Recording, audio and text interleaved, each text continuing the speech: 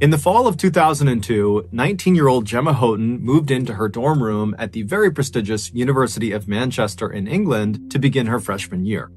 Her first couple of months at the school were relatively uneventful. She spent all of her time focusing on her studies, and so she really had not gone out and met any new people. But in early 2003, so about halfway through her freshman year, she was standing outside of her dorm when this boy she had never met before walked up to her and introduced himself.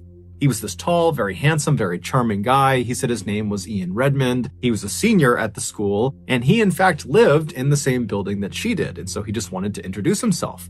Now, Gemma was not looking for a boyfriend, but she was immediately attracted to Ian, and Ian would later say the feeling was mutual. This chance encounter would ultimately blossom into a full-fledged romantic relationship, one that would ultimately lead to Ian 6 years later proposing to Gemma on Christmas Eve 2009. That same year they got engaged, the couple who had diligently saved money for years and years and years were able to pool their money and buy a house together. It was not a very nice house. It was a fairly beat-up cottage in this little town in England that would need a lot of work, but Ian and Gemma were actually very excited to do the work. They looked at this as an opportunity to make the house exactly the way they wanted it, and it was a chance for them to spend some quality time together. So for the next 2 years, during all of their free time, Ian and Gemma would work on their home, and then finally in August of 2011, right before their actual wedding day, they finished the renovation. Their home is done. And so they get married, and then literally right after their wedding, instead of going right into a honeymoon, they just moved right into their dream home that night. And so for the next couple of days, the newlyweds got to enjoy being husband and wife for the first time inside of their dream home, and then it was time to go on the honeymoon. In addition to having set aside money for the down payment on their home, the couple had also set aside money for this honeymoon. They wanted it to be an amazing vacation. And so what they decided to do for their honeymoon was to go to Seychelles, which is this island nation in the Indian Ocean, which many say has the most beautiful beaches in the world. So on August 10th, the couple hops on a plane and they fly to Seychelles. And when they land, they check into their resort, which is this unbelievable place that overlooks this perfect beach with white sand and crystal clear waters. And then after getting checked in, the couple goes down to a restaurant and they're having a bite to eat. And as they're sitting there, they're probably thinking to themselves, this is going to be the best vacation ever. During the first week of their trip, the couple was very active, spending lots of time exploring the island and going out on different excursions and going to lots of restaurants. They were just all over the place. And so come Tuesday, August 16th, which was the start of their second week and final week of this honeymoon, the couple was kind of tired from all the activity. And so they decided they would just have a lazy day at the beach that day. And so the couple grabbed their swimsuits and their towels and their chairs, and they left the resort and headed down to the beach right outside. And then after finding a decent spot on the sand, they set up their chairs and towels, put their stuff down. And Gemma, she laid down on one of the chairs to begin sunbathing. And Ian, he grabbed his fins and his snorkel, and he kissed Gemma on the cheek and said he was going to go down to the water and go for a swim. Gemma remembers watching Ian as he walked across the beach and stopped in front of the water and put on his big fins and got his snorkel on, and then he kind of awkwardly duck walked his way into the water. And Gemma remembers just smiling and laughing to herself watching him awkwardly do this, and then thinking to herself how lucky she was to be married to such an amazing guy. She really loved him so much. After Ian had finally gotten into the water and had begun his snorkeling journey, Gemma laid back and began to doze off to sleep. A little while later, though, Gemma suddenly woke up to the sound of what almost sounded like someone sneezing really, really loudly. And so instinctively, she sat up and scanned the waterline for her husband, but all she saw were other tourists in the water swimming and snorkeling and doing all sorts of stuff. She couldn't find Ian. And then she heard a male voice calling out for help, and it was coming off to the right towards the top of the beach, pretty far away from her. And she turned and she saw Ian.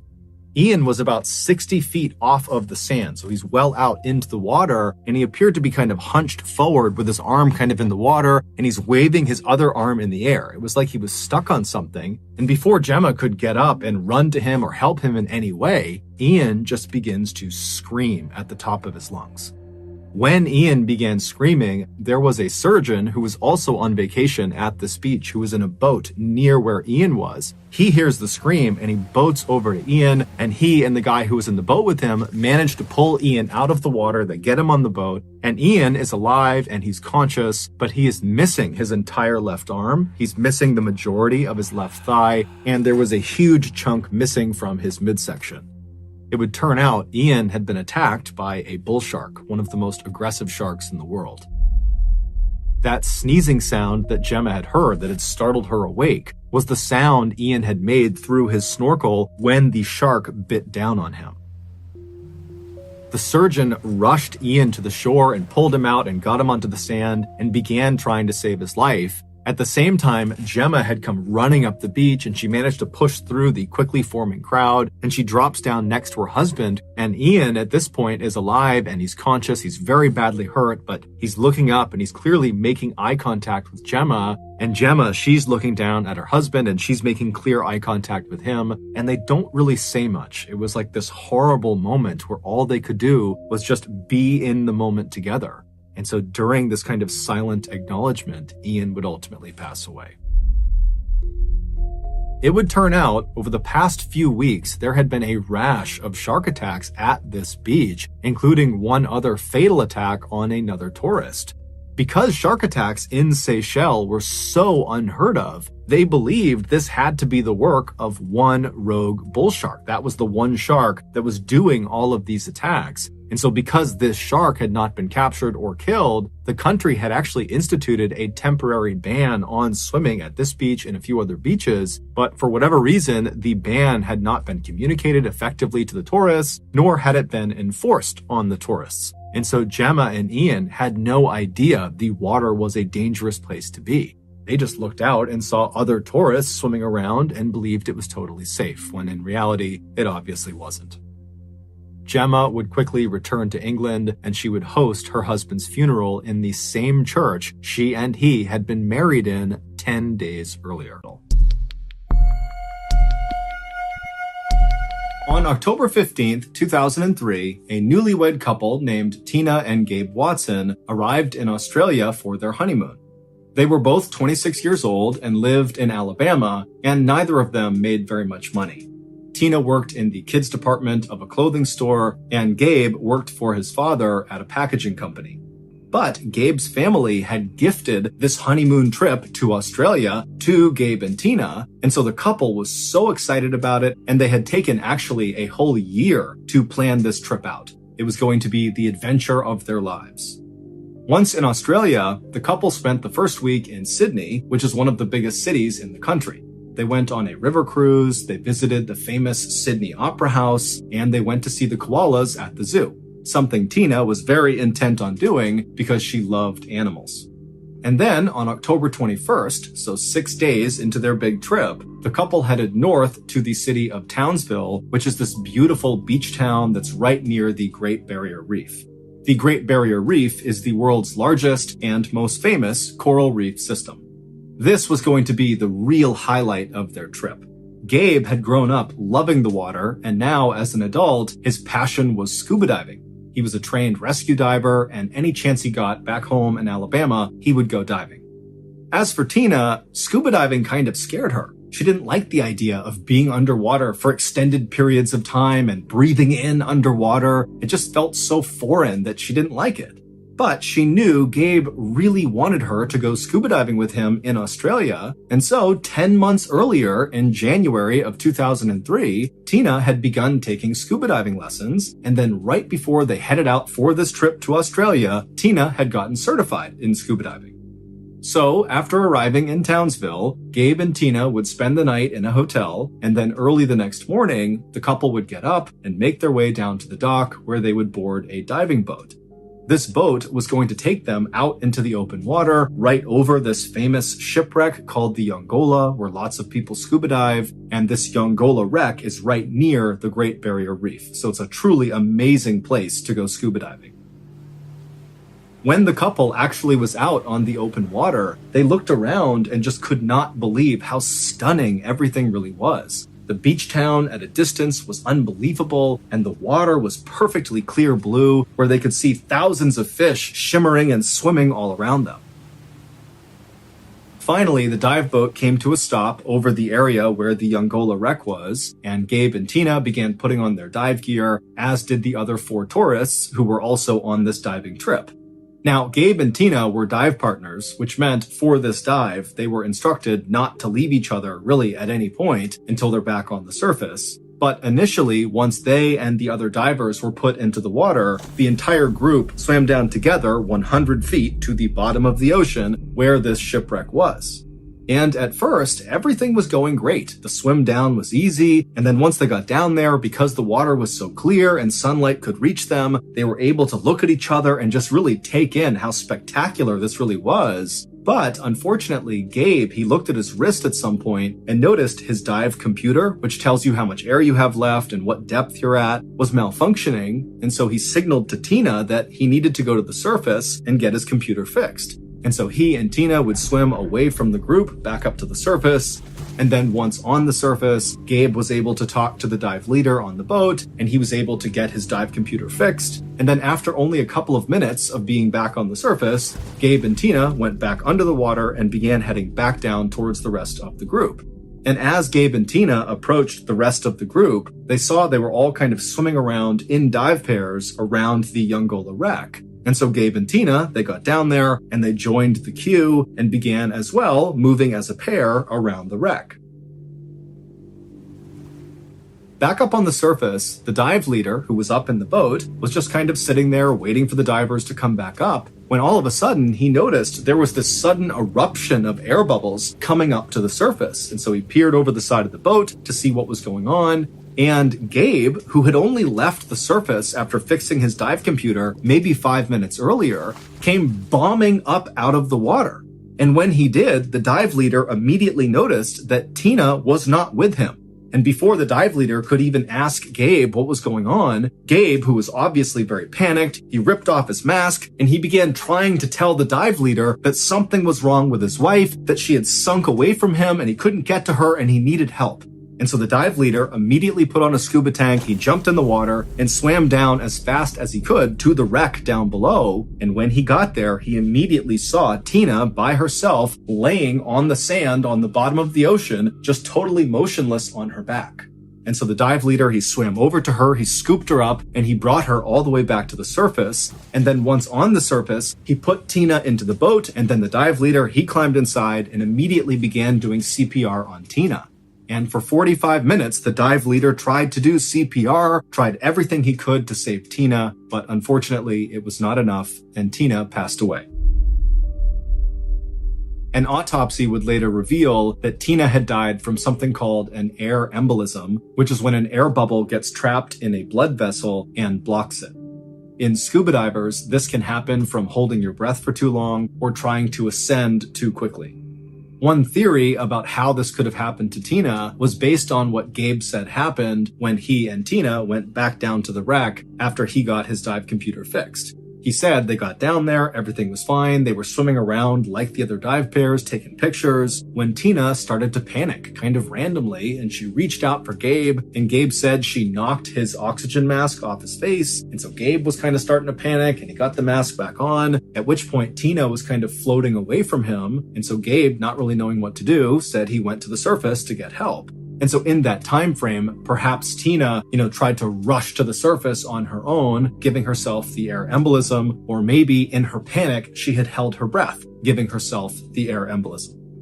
But it wasn't long after Tina's death was ruled an accident and the case was closed that the other 4 people who were on that dive with Gabe and Tina began reaching out to Tina's family. These divers had seen something very strange happen right around the time Tina died, and they felt like they had to tell someone. One of these 4 divers would tell Tina's family that as they were swimming around the wreck, they saw Gabe and Tina come back down after Gabe had fixed his dive computer, and pretty quickly after they reached the bottom, Gabe seemed to give Tina a hug, like a really strong bear hug.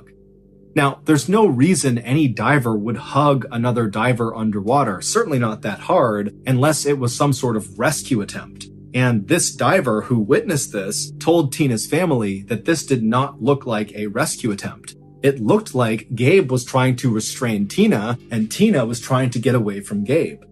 After a few moments of watching this, the same diver would see Gabe release Tina, and at that point, Tina would go limp and float to the bottom, and Gabe would rush to the surface where he would tell the dive leader that he had this emergency with his wife.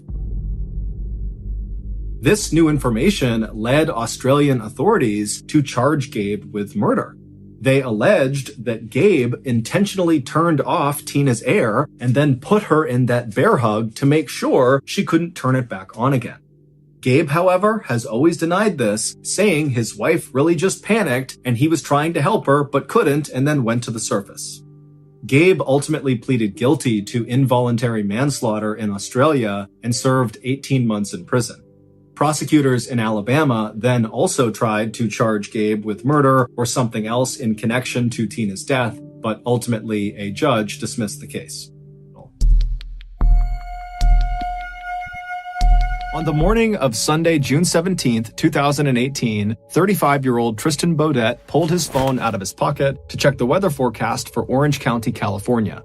Orange County is this beautiful suburb located right between Los Angeles and San Diego. And this beautiful suburb is where Tristan and his wife, 36-year-old Erica Wu, and their two young daughters, aged 2 and 4, called home. And on this day, which was Father's Day, Tristan had gotten up early to check the weather to make sure it was going to be clear that day because he really wanted to take his family out for a fun beach day to celebrate his holiday. And he was in luck because when his app loaded, it showed that Orange County was going to be beautiful and clear all day. Although, even if the weather had come back as rainy and horrible and cold, Tristan was the kind of person who still would have wanted to go to the beach. Because for Tristan, anything outdoors was really awesome. That was his happy place, being out in nature. Whether it was going to the beach or going hiking or camping or just throwing a frisbee around outside, he didn't care. If he was outside, he was good with it. And even though his daughters were still very young, they both already had totally fallen in love with nature just like their dad had, which made Tristan just so happy. Because now he had these two little sidekicks that would go with him on all of his outdoor adventures. As for Tristan's wife, Erica, she did love the outdoors, but maybe not as much as Tristan did. But that was okay with Tristan because all he would do is make little adjustments to his adventures to make it more bearable for Erica. Like whenever they went camping, Tristan would totally rough it in a tent right on the ground, but he would bring along a big full-size blow-up mattress for his wife. And this was something that Erica just adored about Tristan. Not that he literally waited on her hand and foot, but rather that Tristan just kind of went with the flow. If his wife wanted a blow-up mattress, that was fine. You know, it didn't matter to him. That was just who he was. He didn't judge people. He was at peace with the world. And in fact, it was that character trait that had originally attracted Erica to Tristan. Erica had met Tristan back in high school when some mutual friends had set them up.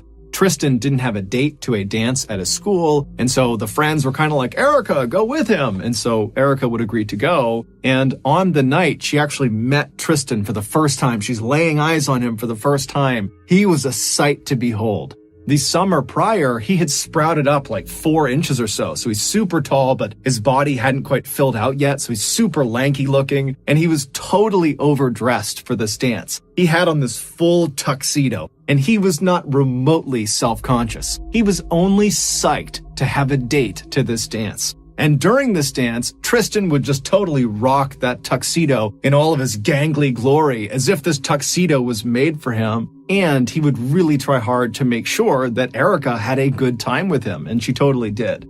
And so after this dance was over, the pair was inseparable. Erica would go on to study at Stanford and would become an OBGYN doctor. As for Tristan, he would become this wildly successful, widely published scientist with a patent related to vaccine delivery. However, in typical Tristan fashion, he didn't care at all about his resume. It didn't matter that it was completely stacked. I mean, on paper, this guy was just unbelievable. But Tristan never changed his personality. He never changed anything about himself. In fact, his scientist colleagues, who adored him, they used to think it was hysterical that this brilliant chemist, who was on the cutting edge of various cancer treatments and all this crazy research, that guy was actually this big mellow type person who wandered around the lab and started most of his sentences with, "Dude." By early afternoon on that Father's Day in 2018, Erica and Tristan and their two little girls had made their way to a local beach, and Erica had found herself sitting in a beach chair reading a book, and Tristan and the girls had set up a sunshade right down where the water broke, and they were digging in the sand. And so over the course of that afternoon, Erica, she's reading her book, and periodically she would look up and she would see Tristan and the girls digging in the sand or making sand castles. And then at some point, Tristan and the girls, they would get up and abandon their dig site, and they would run into the water, and then they would run back to shore right as the waves were breaking, trying to kind of escape the waves. And the two little girls thought this was so much fun, and they were laughing hysterically and screeching with excitement as the waves crashed at their ankles. These are tiny little waves. And at some point, Erica, she's looking up watching this, and she sees her two little girls having a blast, and she sees her husband flash her this big grin because he knows this is totally funny. And at that moment, Erica suddenly felt herself feel something that she didn't always feel these days, and that was just contentedness, happiness. Tristan, because he was this totally laid-back guy, he was able to just kind of enjoy life as it came to him.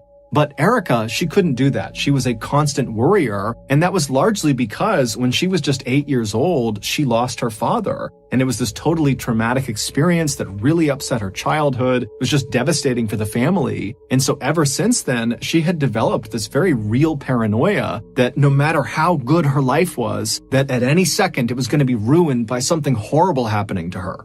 But as she sat in this chair, watching her husband smiling at her and seeing her kids playing with him, it was just this perfect moment. And so Erica would put the book down and she would get up and run into the surf to be with her family. Little did she know, something horrible was about to happen. 4 days later, on June 21st, Erica was home studying for this big medical exam she was scheduled to take the next day.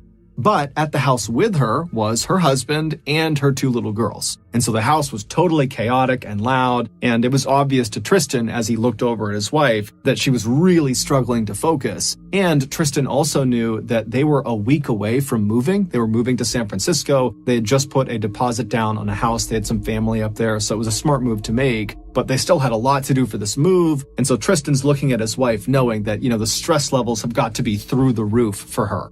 And so Tristan decided he would just take the girls and head out for the weekend to make sure Erica had the time and space she needed to prepare for this test, and also just maybe to be alone and have some peace and quiet. And so Tristan made a couple of phone calls, and then after he was done, he talked to Erica and he told her that he had just made reservations at this campsite up in Malibu, California. Malibu is another beautiful Southern California town located about an hour and a half north of Orange County. It's where a lot of celebrities live. It's a very rich part of California. And he tells Erica that he had made reservations in this campground that's out there, and that he had called his brother-in-law named Scott, who had two young kids himself, ages 3 and 5, and they were all going to go there together and spend the weekend at this campsite.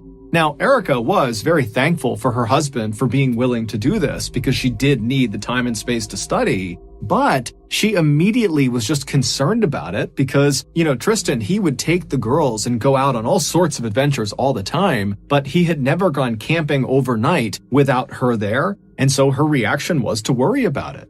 But Tristan, who knew his wife very well, told her, "Don't worry, I will take great care of the kids. It's a place that's totally public. It's an amazing campground. There's loads of people around. It's totally safe." And so eventually Erica was convinced, and so Tristan began packing the car with all the camping supplies and the kids' toys and the kids' bikes. And as he's doing that, and the girls are really excited about this camping trip, Erica still found herself thinking, I hope they cancel this trip, because she just couldn't help feeling like something bad was about to happen to them.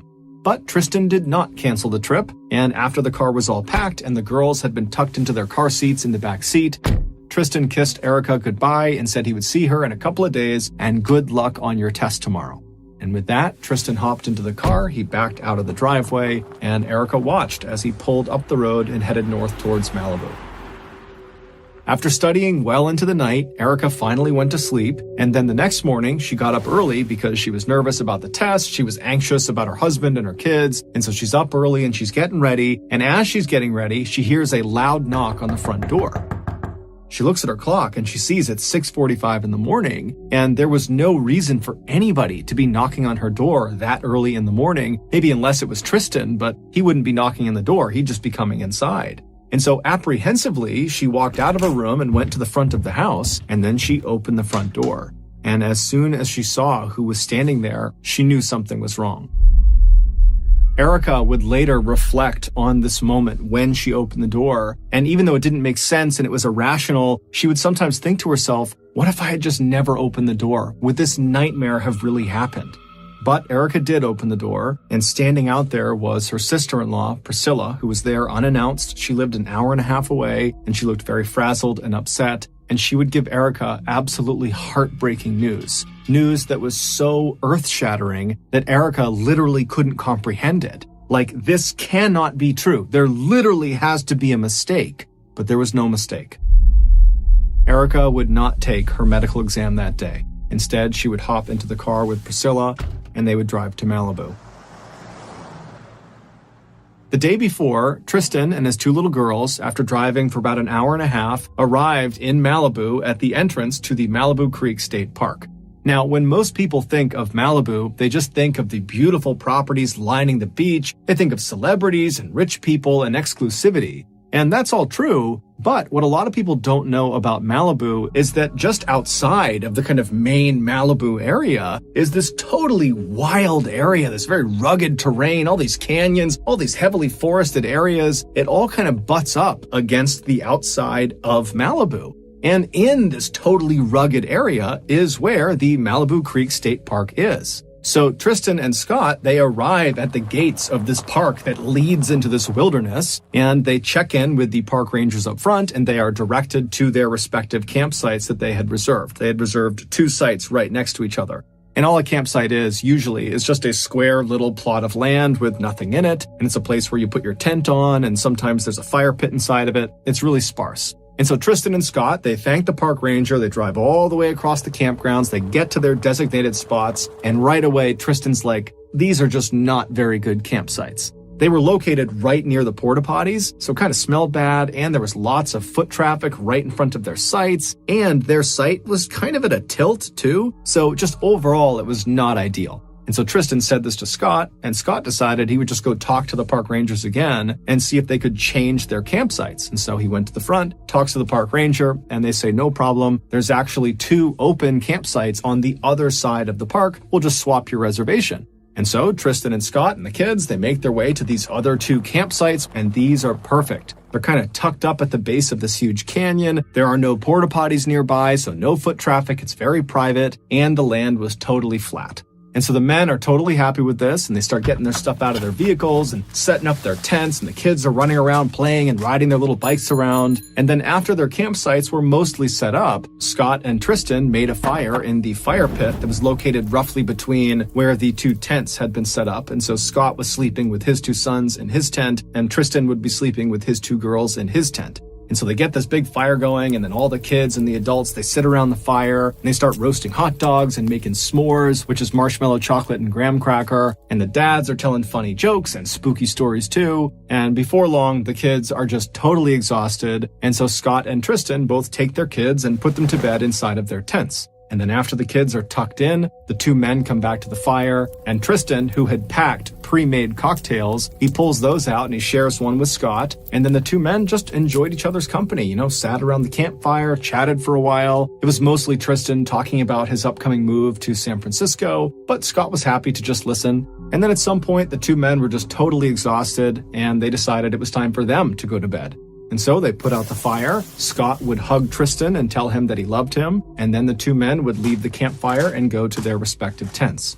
As Scott climbed into his tent with his 2 sons, he turned and looked out the open flap of his tent across the fire pit towards Tristan's tent, and he saw Tristan climb into the tent with his girls. And so after he sees Tristan get into his tent, Scott zips up his own tent, and he lies down, and within 10 or 15 minutes, Scott is fast asleep. Just before sunrise the next day, so around 4:45 a.m., Scott suddenly woke up. He thought he heard a loud sound, but he couldn't place the sound, and so he's just laying there. It's still dark outside, and as he's kind of getting his bearings, he realizes one of Tristan's daughters is crying in her tent. Now, this was not cause for alarm necessarily, because Scott just thought, whatever she was upset about, Tristan would certainly calm her down any minute, and she'd be okay. But as Scott was laying there with his two sons sleeping right next to him, Tristan's daughter just continued to cry. Now, Tristan was a famously heavy sleeper, and so Scott was thinking, okay, he just must not be awake, and so that's why he's not able to comfort his daughter. And so Scott would carefully get up, he'd unzip his tent, he'd be careful not to step on his sons. He went outside, and outside it's cold, it's dark, he cannot see inside of Tristan's tent. There's no windows on it. And so he just walks over, and by the time he gets to the tent, he can hear clear as day Tristan's daughter is still crying. And so Scott kind of loudly but still whispering says, "Hey, Tristan, wake up." But Tristan doesn't wake up. And so with Tristan's daughter still crying right on the other side of the nylon of this tent, Scott decides to just open the tent up and look inside. And so he walks around to the front of the tent, he unzips the tent, and he looks inside. Now, it's too dark, he can't really tell what he's looking at, but even with the minimal light, he could tell that Tristan was clearly still sleeping right in the middle of the tent, and positioned on either side of him was his 2-year-old daughter and his 4-year-old daughter. And from the looks of it, the 2-year-old was crying, and the 4-year-old, who was also whimpering, was doing her best to comfort the 2-year-old. And so Scott's looking in, wondering what's going on, when the two little girls, they turn and look up at Scott, and when they see him, they just start saying, "Wet, wet, wet."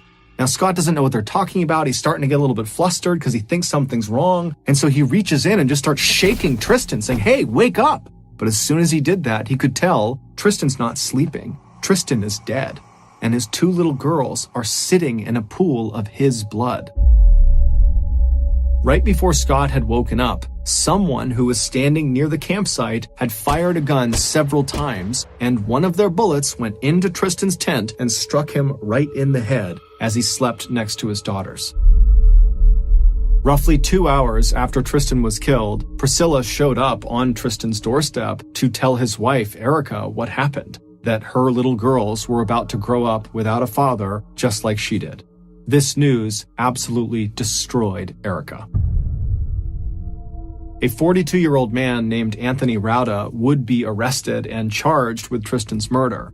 Rauda had a long criminal history, and at the time of Tristan's murder, he was living illegally in this park up in the canyon nearby, and when he was arrested, he was in possession of a gun that was ballistically linked to the bullet that killed Tristan.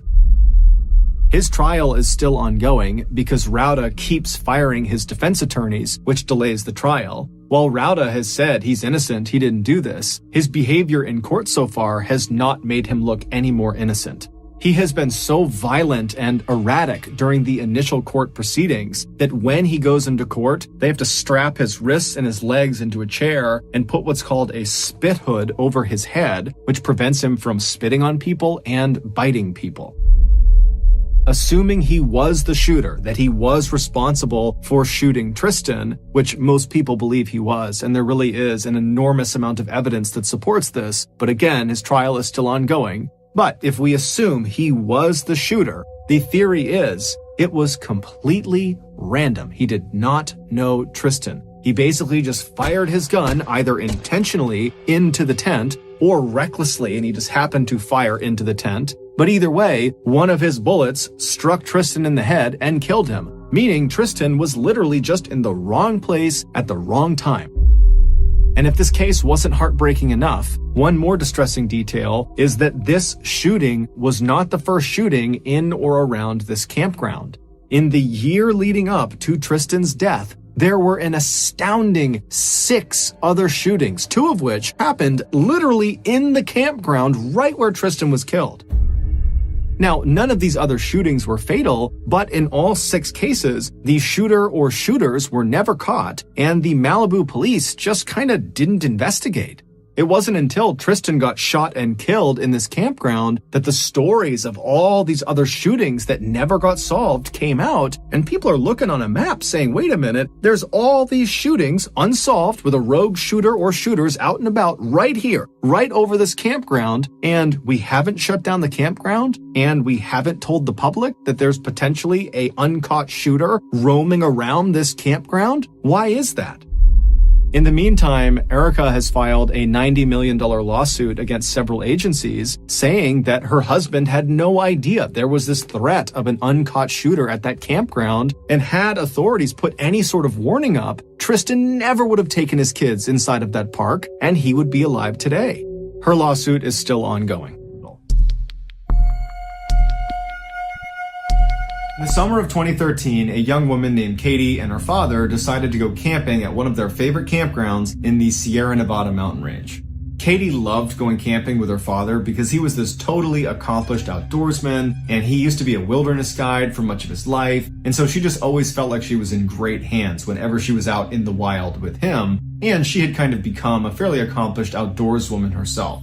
When they arrived at the campground, the parking lot was packed with cars, and they're like, shoot, I wish we'd called ahead a couple weeks ago and reserved a site because they're probably not even available now. But they went to the front desk and they were like, you're in luck, we have one available, but it's the one that's way over there.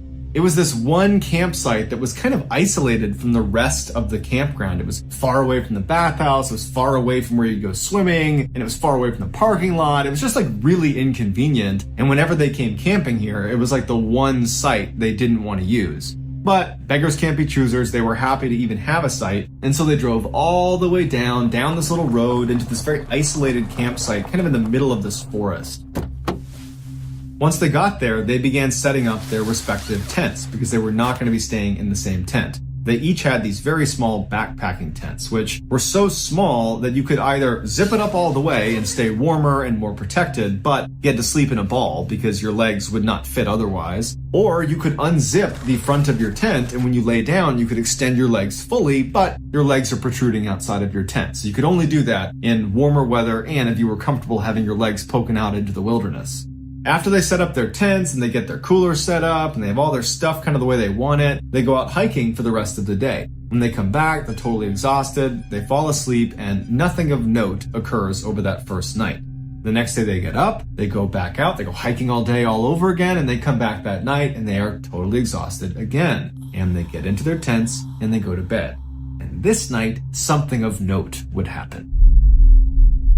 At about 3 a.m., Katie wakes up and she hears footsteps walking towards the campsite from a little ways off. They're in the woods somewhere. And she's thinking, okay, it's got to be my father because he's diabetic and every night he gets up to go to the bathroom maybe 3-4 times. And he probably was just walking to the bathhouse and now he's walking back. But she realizes the bathhouse is over here, not over here. So what is he doing walking towards the campsite from this side? The footsteps come out of the tree line, they come into the clearing that is their campsite, and they stop about 2-3 meters outside of Katie's tent.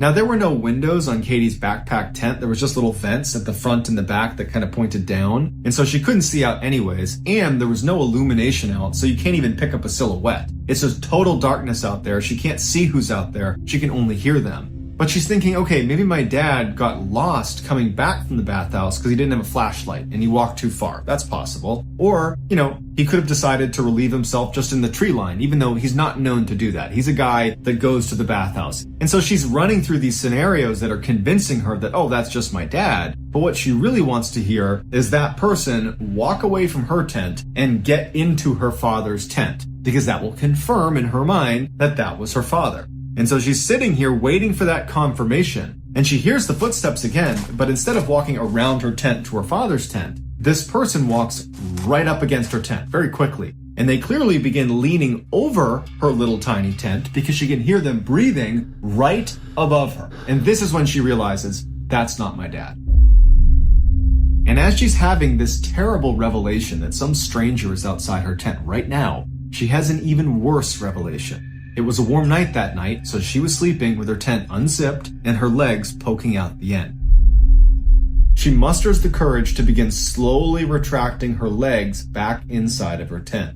But before she's able to do that, this person stands up, turns, and starts walking towards the base of her tent where her legs are. She's completely frozen and terrified about what's about to happen. But this person doesn't stop at her feet. They keep moving and in fact start circling her tent.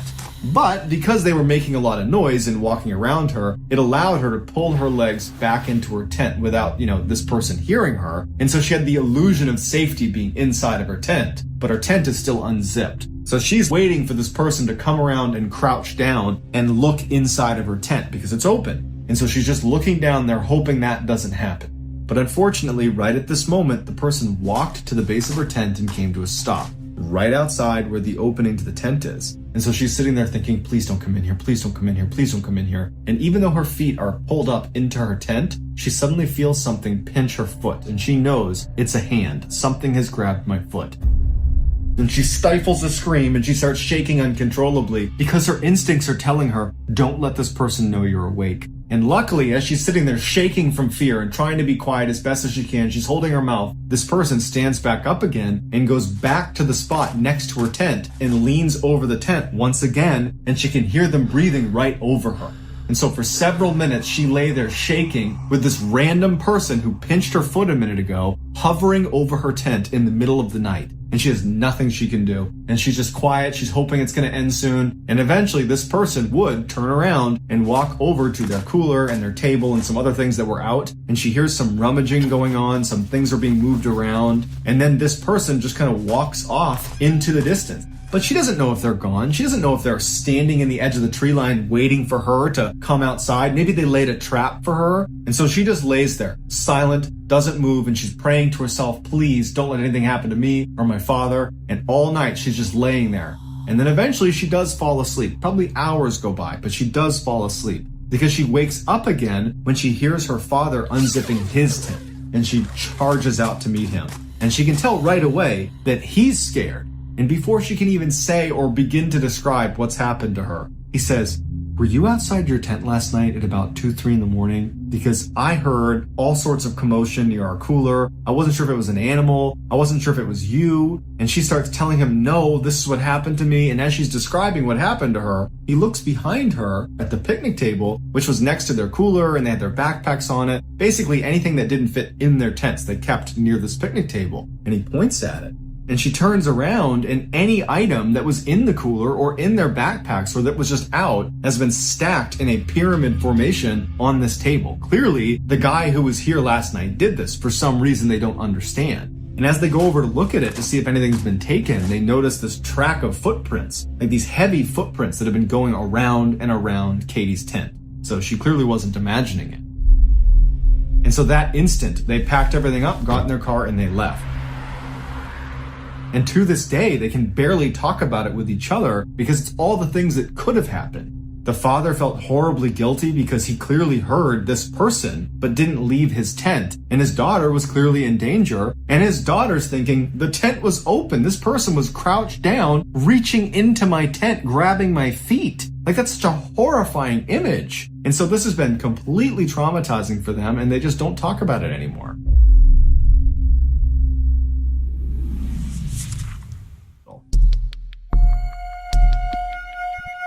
In 1982, a very outdoorsy teenage girl and boy who had recently started dating decided to go camping in Maine.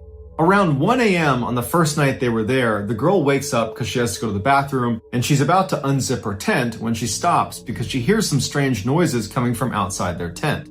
It wasn't that loud, but it sounded distinctly like something was digging in the ground. But she really had to go, and she figured, you know what, it's probably just some small animal or something. And so she begins to unzip the tent, and there's a little bit of moonlight that night, and there was a clearing outside of their tent. So the moonlight's pouring through, so she has plenty of illumination. And so she looks through this tiny hole, and she can't believe what she sees. It is a grown woman squatting down about 2 or 3 feet away from their tent. Her back is to them, so she can't see that she's looking through the tent, and she's feverishly digging into the ground in front of her.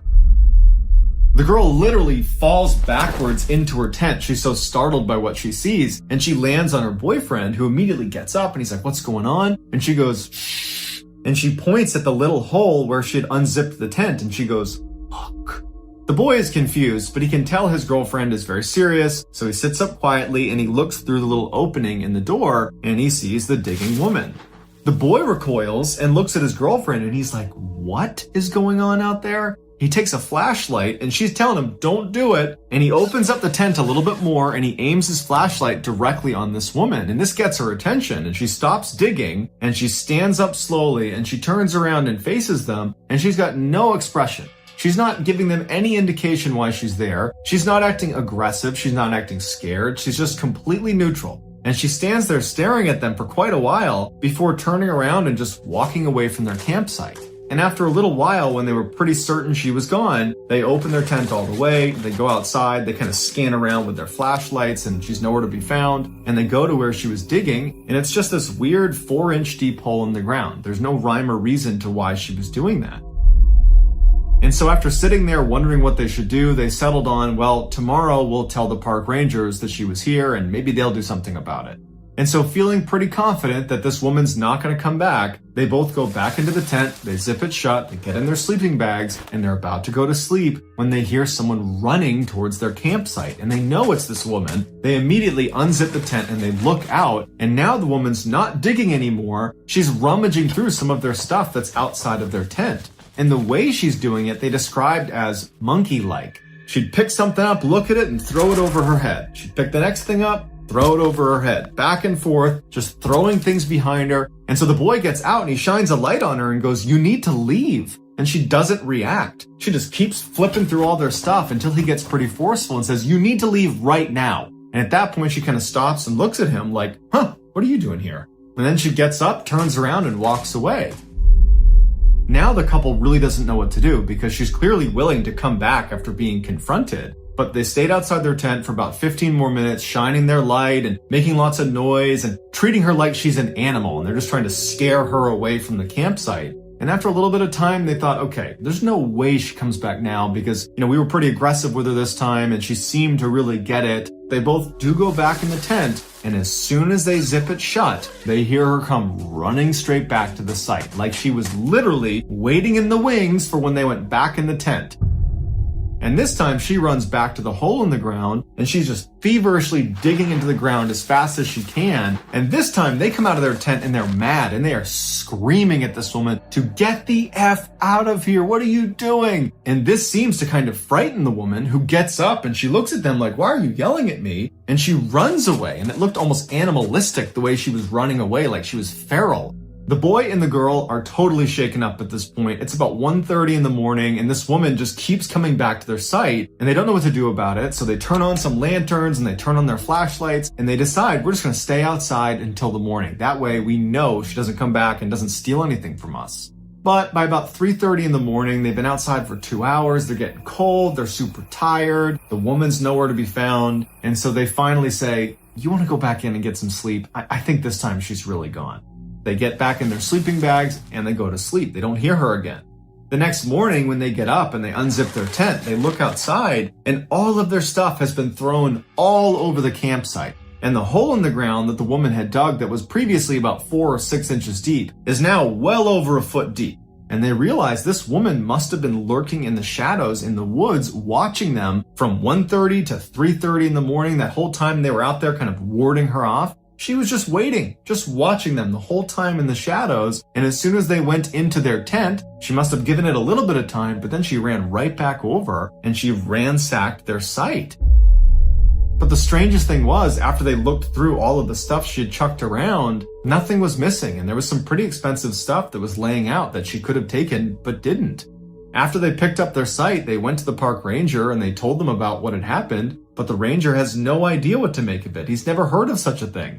And so the couple just leaves that day because they're not about to spend another night here. And to this day, they have no idea why this woman was running onto their site and digging into the ground and rummaging through their stuff. It was like she was just a wild animal.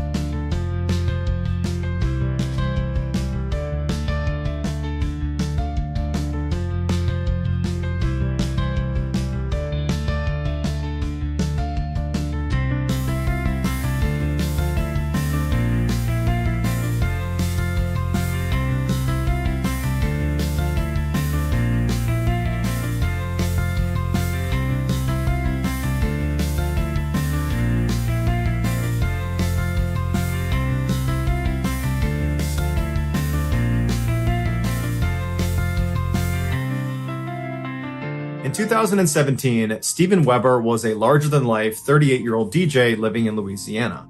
That year, through a mutual friend, he met Kenesha Antoine, who was a 38-year-old lawyer also living in Louisiana. And as soon as they met, they immediately hit it off and began dating. They both had always wanted to travel the world, but they never got around to it because life always seemed to get in the way. But now that they had each other, and so therefore had travel partners, they decided they couldn't wait any longer, and so they created a bucket list of all the places in the world they wanted to go, and then over the next couple of years, they began checking places off their list. In 2019, when Kenesha was going to turn 40, they decided they needed to go somewhere really special to celebrate. And so they checked their bucket list to see where they hadn't gone yet, and they ultimately settled on going to East Africa because there was a resort there they had always wanted to stay in. It was called the Pemba Resort, and it was famous for their underwater room. They literally have a 2-story cabin floating 300 meters off the coast. Its main floor is at surface level. It's got a beautiful couch that looks out over the water, and you can take the stairs up to the roof of the main floor where there's another couch and you can stargaze and look out 360 degrees, and there's no other cabins out on the water. You're completely isolated.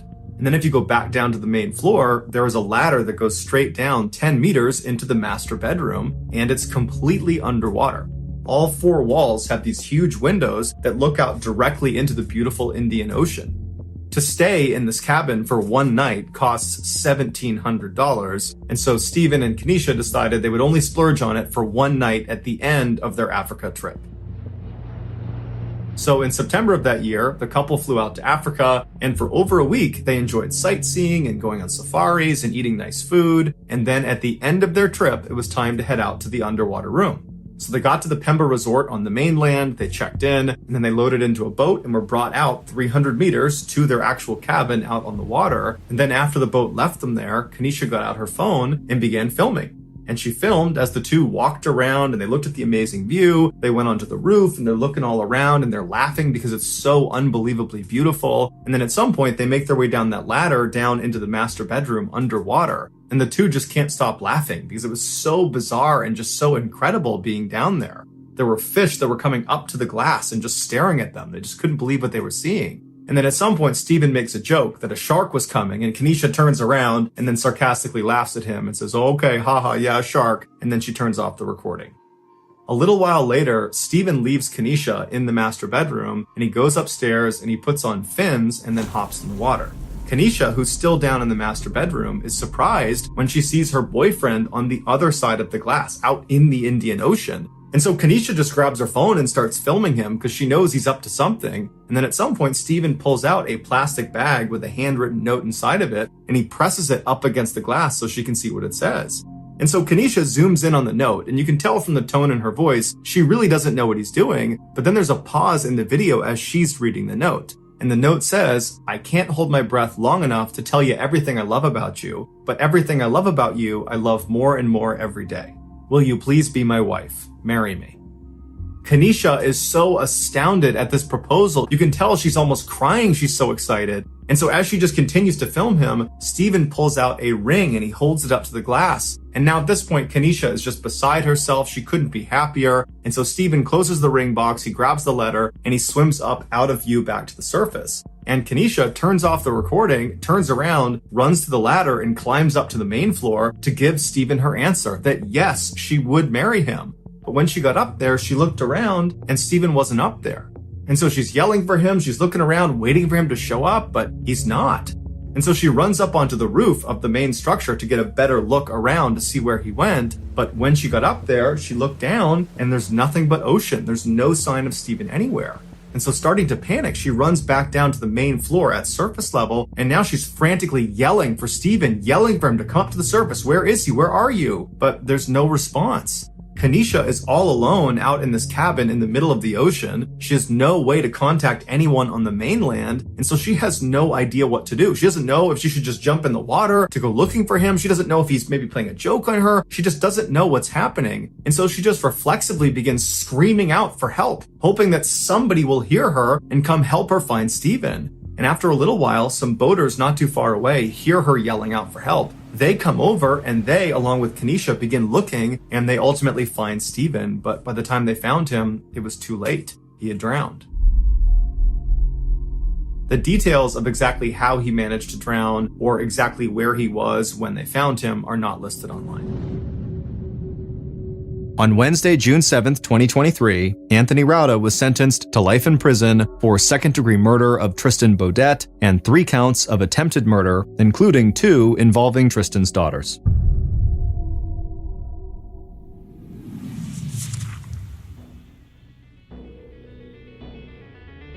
Thank you for listening to the MrBallen podcast. If you got something out of this episode and you haven't done this already, please release a horde of angry emus into the Amazon Music follow button's house while they're at work. This podcast airs every Monday and Thursday morning, but in the meantime, you can always watch one of the hundreds of stories we have posted on our main YouTube channel, which is just called MrBallen. We have a registered 501c3 charitable organization called the MrBallen Foundation that honors and supports victims of violent crime as well as their families. Monthly donors to the MrBallen Foundation Honor Them Society will receive free gifts and exclusive invites to special live events.